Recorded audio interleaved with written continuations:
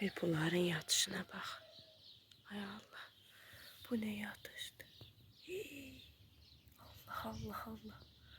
Bu ne forstu, bu ne formadı. Maması orada. Oğluşu burada. Bu ne şey? Hele Doriş'e bak. Özünü bebek hesap edirsən, Doriş. Hı? Ha, vallahi. Ne oldu? Yadına düştü cari qalbsan.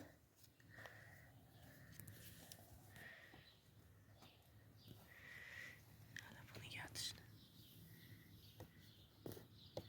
Formasına bak. Bu ne formadı? Yaxşı görünmürdü.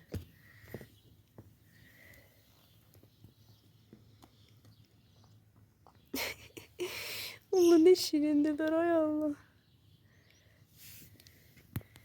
Paxıllığı mı tutur yoksa Doriş? Hı?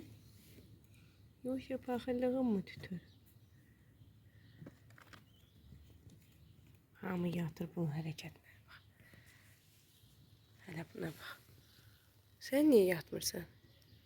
Hı? Hara qaçdın? Gel.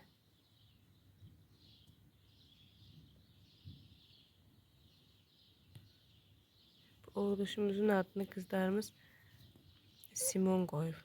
Simon. Simon Bey. Simon Bey. Cit.